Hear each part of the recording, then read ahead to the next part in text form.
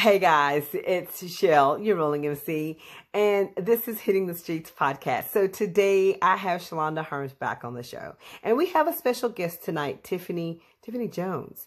And so, well, in order to keep this really short, just tune in and watch our next video about Embrace You. Hey guys, it's me, your rolling MC, and we are back tonight with Miss Shalanda Hearne on Embrace You. This is a two-part series, and hopefully tonight, guys, we can get it all done tonight. Shalanda and I were just talking about it before we started the recording, and we hope we'll be able to talk about the talking points that she has made up for us. We also have a special guest here tonight with us too as well, Miss Tiffany Jones. Tiffany, if you don't mind, introduce yourself really quick to the audience. Yeah, sure. Thanks. So excited to be here with both of you. So excited to join in on the conversation. Again, my name is Tiffany Jones. I do digital media, digital marketing for small businesses throughout the Dallas-Fort Worth Metroplex area. I've been doing that for a while. So my passion is truly about helping people and helping people reach their ultimate goals and go to that next level in life and business. So I am just, again, very excited to be here. So thank you so much for having me as a guest. No, thank you for being here. And then once again, Shalanda Hearne, she is the owner of Mpact Central, and she is a certified Christian life coach.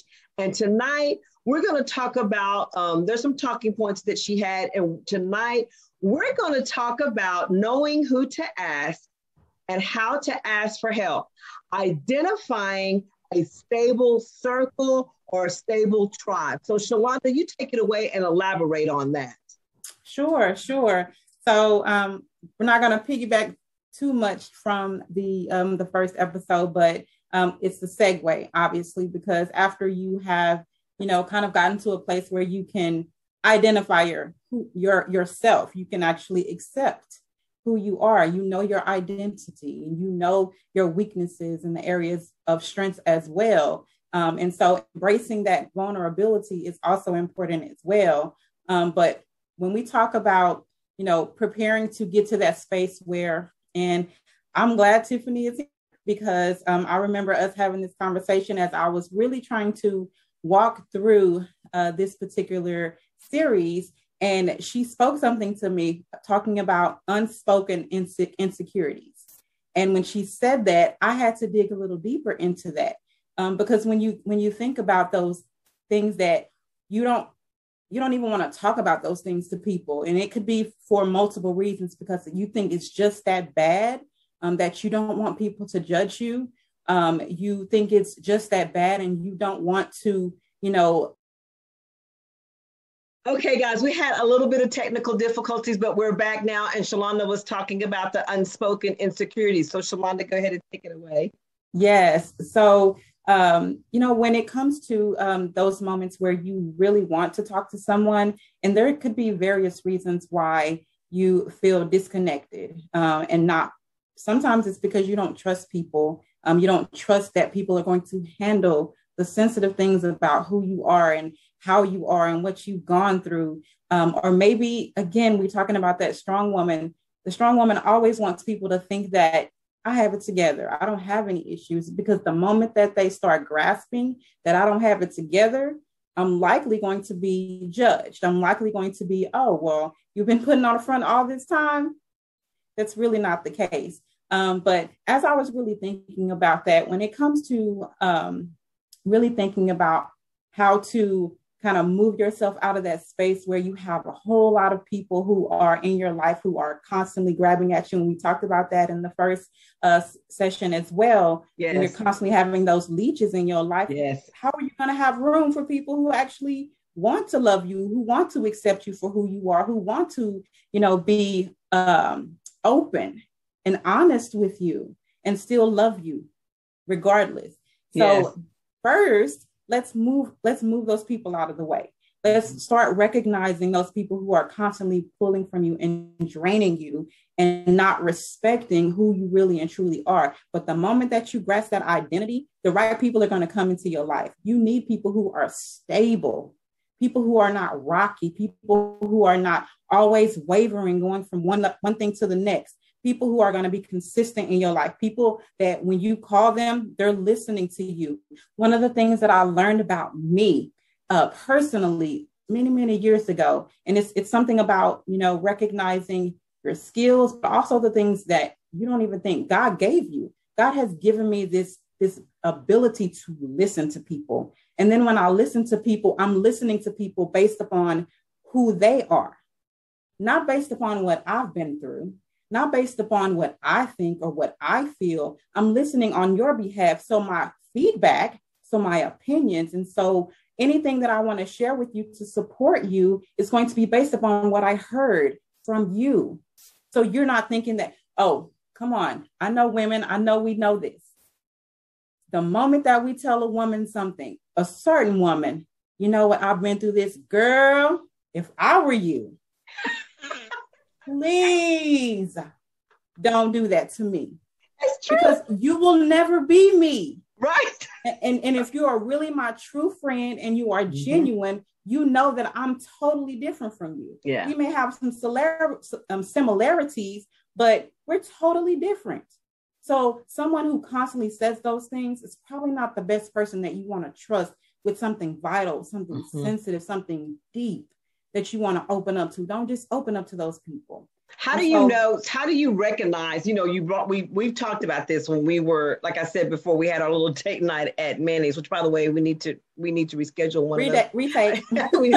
But the thing of it is like how do you help people recognize those things? In part one, we talked about saying yes to the leeches, and then they keep wanting more, and they keep wanting more, and they keep wanting more. And no sooner than you say no, they catch an attitude, and then eventually they fall off and move away and move on. But how do you recognize those things? A lot of times I always say you got to really listen and hone in on that listening. But sometimes that's not always the case, though. I had to recognize some things myself, a few months ago, and I have invested so much into people, into friends. I recognized that I wasn't even investing that time into myself. And so I had to ask myself, well, what are you doing? You probably could get so much further and grow, get ahead of the game if you would just take that same amount of time that you put in those friends and those individuals into yourself. But how do you help someone recognize those type of things?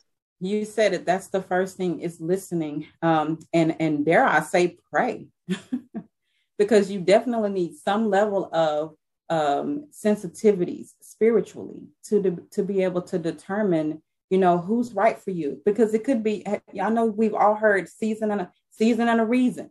There's certain seasons that people are in place and in your life, and then they're gone. They're supposed to be gone. So we don't need to keep them in our lives. But there are certain people who come into our lives. My best friend came into my life at a very pivotal place, and she and I both opened up immediately. The moment that we met, we opened up to each other, and it was almost like a magnet that kept us together, that, no matter what I was going through, I was able to share things with her, and vice versa. But after you've prayed, are you paying attention to how they're coming back to you? Like, are you paying attention to what they do and don't do? Not just what they do, but what they don't do. Saying things that are very sensitive, like, how are they responding to you? I mean, I know it's probably something that we don't really pay attention to, but tone, the choice of words, like, I'm so sensitive to those things. Like, it's certain words that people use that I'm like, I don't know. You keep speaking in that way, and I'm not really feeling that. So I don't think I want to be vulnerable with you, because I don't know where you're coming from.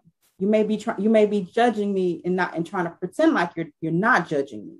So being mindful of those things, like body language, obviously, really just being sensitive to everything about a person is so vitally important. And, even in dating, like, what you have to do to really, figure out this man or this woman, so do the same thing when it comes to your circle, the people that you want to be stable in your life, that when you call them. My best friend right now, if I needed to call her at 4:00 in the morning, she's up with her soldier suit on saying, what do you need? but I didn't know that right away. That's who she was. It's over time. I was going to say, you have to really hone in and build a relationship and I'm one of those people that because I'm private, I don't jump right in with everything that I have going on. And also because of the judging piece. So, and Shalanda, this, we can say this. You and I, were friends, but I really didn't call you a friend till like 3 years later. Cause I was like, I don't know you, you don't know me. We had the connection and, I was a little crazy person and I thought you were good for me because you had so much solitude and Tiffany too, Tiffany with her, intelligent mind, the way she spoke and the words that she used and the way she carried herself. But at the same time, I really didn't know where I was. And so I wanted to build that relationship. And don't you think that's important? I mean, I think It's important to build a relationship before you start, picking up the phone and calling somebody at 4:00 in the morning, saying, hey, I need some help. Absolutely. If you're rushing into something and you're so forth and coming to release something that's so sensitive to you, you're putting yourself in a position to be hurt, to be, put in a position to where someone actually takes information from you that is so sensitive, so deep, and they actually hurt you with that information. And so taking your time, for those of us who are believers, like your first stop should be on your knees. Anything that's that deep, you need to be talking to God. Yes. Right. And then there's obviously your family, rather, who you have those close people. But when it comes to people externally, my little circle is basically a circle of one, my best friend. Right. But then there's another level of extended people who, the Michelle's and the Tiffany's, and the Lisas in my life that, whenever it comes down to it, I know I have a circle of soldiers also that's behind me to support me. But I was going to say, while you were talking, there are certain things that when you say something to someone, you're expecting a certain response. And if you don't get that particular response, then that should be a flag. I think oftentimes we keep talking because we think they're listening and they care. But my question is to this other person, what are they doing with this information? Like, are they taking this back to prayer on your behalf? Are they taking this back to some other group of friends and sharing it with them? Right? Like, what are they doing with it? Because there should be some type of investment that they're making as a result of what you're sharing, because they should be coming back to you and saying, you know what, girl, what you were talking about, I was thinking about, I think you should try this, or we should try this together. Like, they need to be coming back to you with something reciprocal to show that they're actually they're actually invested in where you are. And where you're weak, I want to be strong, because relationships are supposed to complement each other, right? Like, so where you're weak, I'm strong. Where I'm strong, you're weak. Right. So there should be some type of, ROI. That's totally true. It's funny you say ROI, return of investment. You go in thinking that, me personally, I go in thinking that not anyone's ever going to really understand where I'm coming from because I shoot from the hip, right? But I've had some great friends that really have understood and given me ROI and been there for me side by side and been so supportive. You and Tiffany being one of those people, Jamila too, Angie, there's so many other ones that I could name, Deanna, that actually say, look at it this way, or so truthful to it, and giving me the real. Tiffany, how do you feel about that? And then then we'll go to the next talking point. Yeah, I mean, I agree with both of you are saying. And even too, for me, I know, Shalanda, you had mentioned, like, listen to what they say, how they say. But for me, I like to really look at what did they do, the action, because you can say a lot of things, but do you keep your word? Right. And before I'm like everybody. I'm like you, Nichelle. I'm a very, very private person. It takes a lot, and it takes a lot of time to get into my close circle, and it's very tiny.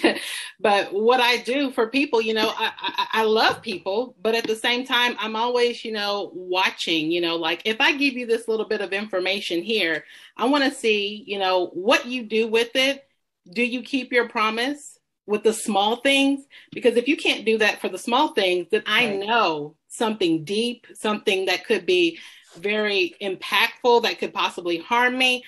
I don't feel safe to share that information with you, because just for the small things, you didn't come through, or, you said, yeah, I'll be available. Just call me, call me anytime. I don't care what day or night.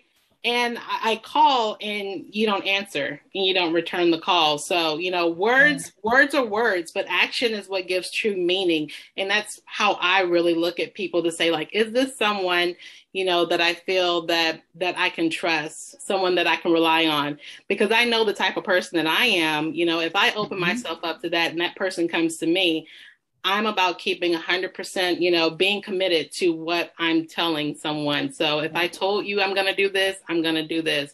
I consider myself to be a very reliable person. And, that's the kind of people that I would love to have, in my world, in my life, because I think it brings that harmony together of supporting one another. But you gotta, from my experience, you gotta be careful. I look at the actions, because I've been told so many things before, friendships, relationships, and you get excited, but then you see that person's not following through. Their words and their actions are not aligning at all. Thank you, Tiffany. Okay, Shalanda, I'm going to move on to the next talking point just because of time. Okay. And so you said be accountable and attentive to what we need and deserve. Ooh, I struggle with that. What does that mean? So as I was studying, a couple of things that I wrote down is you got to realize that you need it, first of all. Oh, and then the people that coming from, being able to pick those right people in your lives, are those people actually reinforcing that? Like, you got to have some cheerleaders that are actually reinforcing the fact that you actually need attention. When you've been vulnerable, or when you've been in such a space where you wanted to be sure that the people in your life are people that you can, trust, and that you can share certain things with, and that you can be vulnerable with. But you also, while you're doing that, you also have to recognize that, you know what, I need attention. I wish I could remember this scenario that I was thinking about the other day. But it was something along the lines of the fact that sometimes you have to admit, sometimes you have to say, make some decrees over your life and start decreeing, you know what, I deserve help. I deserve support. I deserve people in my life, people in my circle that actually care and want to hear what I have to say and won't judge me based upon my weaknesses. So once you start making those decrees, I can't tell you, I'm moving right now, but I can't tell you how many pieces of paper that I have decrees and declarations. And I know in this day and age, they call them affirmations, but my decrees are based upon what God has spoken over my life. So I decree what He's spoken over my life, because He's the one who knows everything there is to know about me. He's the one that has building me up. And then He sends the right people in my life to reinforce it. And again, if those people aren't reinforcing it, then they need to walk away, or you need to walk away. So I think that's really where it starts, is that you have to get to a space in your life where you acknowledge the fact that I deserve help. I deserve someone in my life that will not judge me based upon where I missed the mark. And I think with that, I agree fully 100%. And I think you also have to set some kind of boundaries, because even though you have these friendships and these bonds, sometimes you have to set those boundaries too as well. I think we talked about this is so long ago, but I do remember us having a conversation about you can't pour from an empty cup. And when you start realizing how much you're pouring into, I don't know, relationship, friendship, your job, whatever, you start realizing that you're empty, then there's how things get all, you know what I'm saying, a little crazy, a little haywire. It's the same thing with acknowledging what you deserve and what you need. You have to set those boundaries. You know what I mean? Right. And that ties right into accountability. Right. One thing that Tiffany should know this very well, because boundaries is one of my babies. It's also another program under Mpact Central. But When we talk about boundaries, I started thinking about when we were babies, just little bitty babies. We didn't know what boundaries were until our parents began to show us, don't touch that stove. Don't crawl over there. Don't do that. Don't touch that. You can have that, but you can't have that. So growing up, we were able to learn what boundaries looked like. And it wasn't until we got older and Mr. and Mrs. Independent, we just want to touch whatever we want to touch, do whatever we want to do. And then we forget all about boundaries. But I'm here to wake you up, come on back and remind yourself that you still need to set boundaries. God can protect you, but he's given us all wisdom. So we need to set boundaries to protect ourselves so that we can also help other people to get to know what we can and can't take and what we will and won't accept. That's accountability. I'm holding myself accountable because what you're not going to do is disrespect me. What you're not going to do is take information that I'm sharing with you and take it and use it against me to hurt me. And so hold yourself accountable. I promise you, when you start doing that, other people will start saying, you know what? I'm probably not going to touch her. I'm probably not going to. There's something about me. I don't know what it is, but when I was in middle school, I can kind of say what it was. I was kind of taller than most of the students in my class. And when I say, it's probably like sixth grade. I was just a happy-go-lucky child, but there was this one girl, her name was Christy, and she was a little heavy, and she had a very low self-esteem, and she also had this discoloration on her neck, and she felt so bad about that. And there was this one boy named Nathan. He was always messing with her. He was always getting other people, look at her, look at her, look at her. So she one day came to me and she told me, she said, Shalanda, I don't know what to do. They keep messing with me. And she cried and cried and cried. She cried many, many days. And you know what? I got tired of it. So I walked over there to Nathan and the boys. Nathan, I can name them now. Nathan, Scott, I called them out. And I said, y'all are no better than anybody in this class. We are all children here. So you don't have the right to talk about people. And so I told them off. And the fact that I did that, it's not that I was trying to, be whoever, but it was something on the inside of me that helped them to see that Shalanda don't take no mess. Gang. Just kidding. You see what I'm saying? Yes, Shalanda don't take no mess. Right. And because I set a boundary, because what you're not going to do is you're not going to hurt me and you're not going to hurt anybody connected to me. And so that was a boundary that I set that now. Protector. Yes. So now those boys who might think that they can come after me or think that they can come after anybody that's attached to me, they're going to have to think twice. You're going to have to be big and bold. Yes. To come step over this line. And so hold yourself accountable for keeping yourself protected.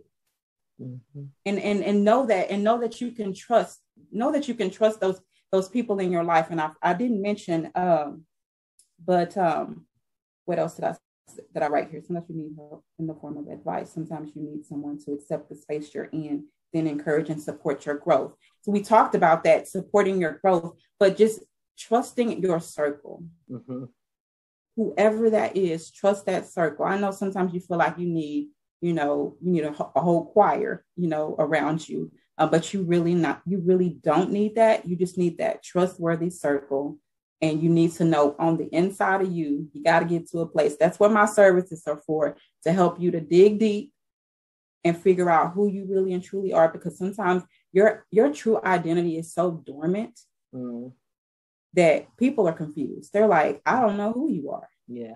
Because you have this facade up and you're putting things out there in the atmosphere that, people don't even know who you really and truly are. So you have to embrace all of that so people can see who you are, weakness and strengths and all. That's how you're established. That's how you can walk tall. That's when you can take that pain off your shoulder that you've been carrying. Because you really, I just love me. I just love everything about me, even the intricate things that I used to not want to tell people. I didn't like to tell people about my relationships because I'm so passionate about relationships. But then I got to the point to the point where I began to acknowledge the fact that God gave me this gift. He gave me this gift to pour out to people.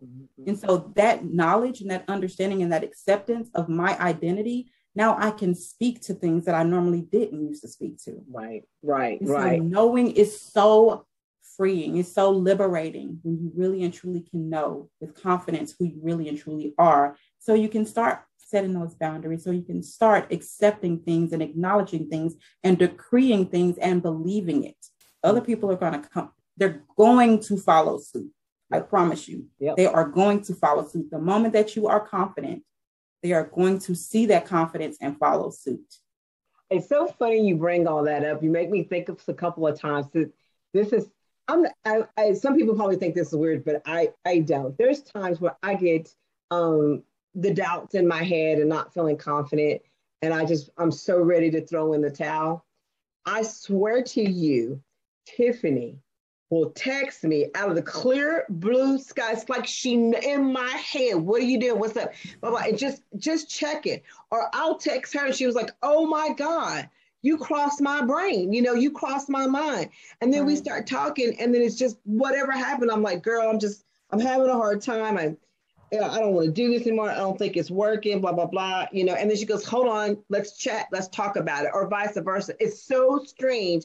I feel like Tiffany just either feels it or she knows it or whatever when I'm struggling with what I'm doing, like my podcast or whatever, the job or something to that effect. It's like she knows, and it's so, I say it's so weird. It's just a connection, I guess, or a bond. But it's just a connection. Yeah, it's just, it's strange because I always sit there and all of a sudden you will pop up on my phone. I'm like, how did she hear me?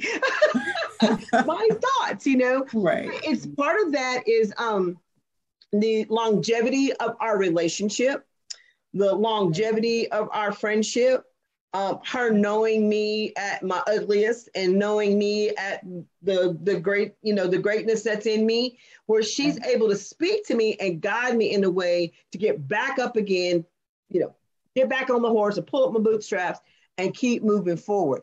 And friendship like that is very hard to find. Ooh, it is. That's a diamond in the rough. Yes. And I can definitely attest to that. Speaking to Tiffany and Michelle, is it doesn't matter. It doesn't matter what I call Tiffany about. Whatever she says, it's almost like wherever area of your life that you're empty, Tiffany is going to fill it. When you tap in to her life, she is going to fill some empty spaces. I promise you. It's just like, Tiffany, I don't even know. How did you even know that? How did you even know?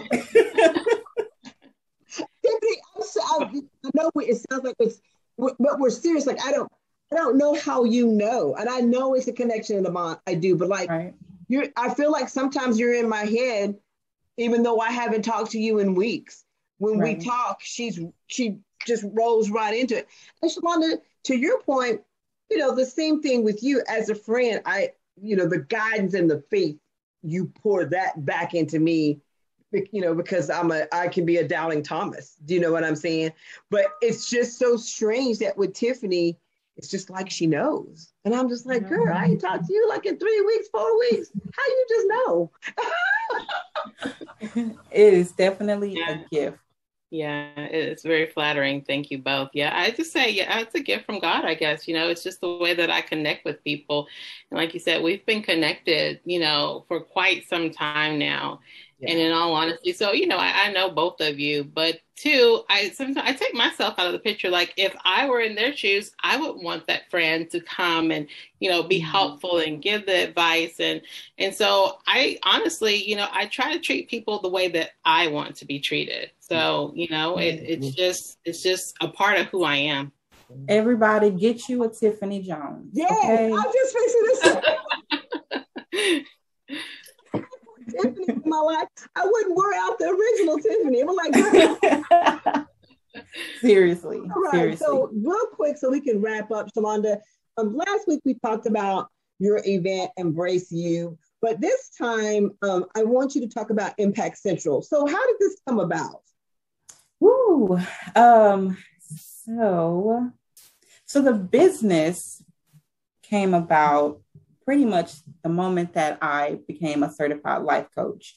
But the birthing of the actual company, Mpact Central, came about a little less than 2 years ago. Okay. And i.e. the name Impact, with impact without the I. I saw it, yeah. But the essence of even the name is the fact that I know that I'm here to make an impact in people's lives. I know that I learned that I was a life coach and didn't even know it long before I even became certified, long before I even knew that there was a certification. And it was when I was working in law. I was working for law firms. I worked for law firms for collectively about 7 years. And it was during that time where I realized that, you know what, I'm not happy in this job. And I'm just here just for the paycheck. And that was my mentality. But at the same time, I was always seeking for fulfillment. I remember that like it was yesterday. I was always praying, I want to be fulfilled in my life. I want to know that, you know, every time I wake up in the morning that I'm going to, you know, contribute something, and that it's something that's on the inside of me that I'm pouring out. And it's just so natural that, you know, the pay is not really my driving factor. It just helps me pay my bills to help me, you know, to keep doing what I need to do in life. But I started to recognize a gift in me to work even from a corporate perspective and helping people to get along. Because I don't know if you've ever worked in a law firm, anybody listening, but it is extremely stressful, especially for the paralegals and the legal assistants and the people like me who were working in the records department. Attorneys are coming in, they are super stressed out, they're angry. I was in an environment that was extremely harsh, where attorneys were cursing out people, and they were just, yes, it was just a really bad environment. And I said to myself that I want to see people come to work and recognize, even if they're unhappy, I want them to recognize that there is a purpose, whether it's long-term, short-term, there's a purpose here and I have to fulfill it, even if it's whether it's me giving to someone or whether it's me learning something. And so that's when I started learning about seasons. And so all that to say, I started recognizing really and truly what a coach does. It actually recognizes an issue or a drought or a empty space, kind of like what Tiffany does. Yeah. It fills you up. But you look for that space, especially when it comes to relationships, which is my passion.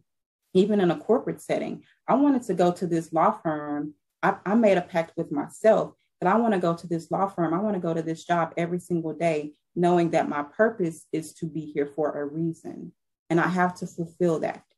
And so I wanted to take that understanding, that mentality. And some people might know about years ago, I had a blog that I tried to launch called Heaven on Earth. And that's literally my driving force, is to help people find their heaven on earth, whatever situation that you're in, whether it's a bad marriage, whether it's a bad situation in your home with your children, whether you're having a difficult time with your job and you're unhappy, you're unfulfilled. I want to help you find heaven on earth, because here's the deal. We said face it till you make it last time. And that's literally what we're going to do. We're going to face the situation because we have to. It's necessary. Right. So we have to face it. So how can I find heaven in this situation so that I can make it through, make it over, and move on to the next thing, that whatever God has for us. So that's literally where Impact came from. Long story short. No, that's awesome. Okay, we just got a few more minutes. Tiffany, anything that you would like to say before we sign off? Nope. Yep, sorry. No, I mean, this is, as always, anytime that we're together and we're talking on things like this, it's always impactful for me. So, you know, it has my mind over here churning, just, you know, a lot of reminders. Like, I think it's always good. Like, a lot of this stuff we know, but it's like as we go on with our daily lives and the hustle and bustle and all the craziness, you forget. So this has just been, it's been a good reminder for me to really help me stay on track and just, keep pushing forward. So thank you both. I appreciate it. All right, guys, that's it for tonight. Thank you for being on Hitting the Streets podcast. And Shalanda, this is number 2. Yes. Yes, we made it. I appreciate you being on the show. And Tiffany, thank you so much for being on the show. Likewise. Thank you. All right, guys, we're wrapping up tonight. Thanks for being there. Good night. Good night.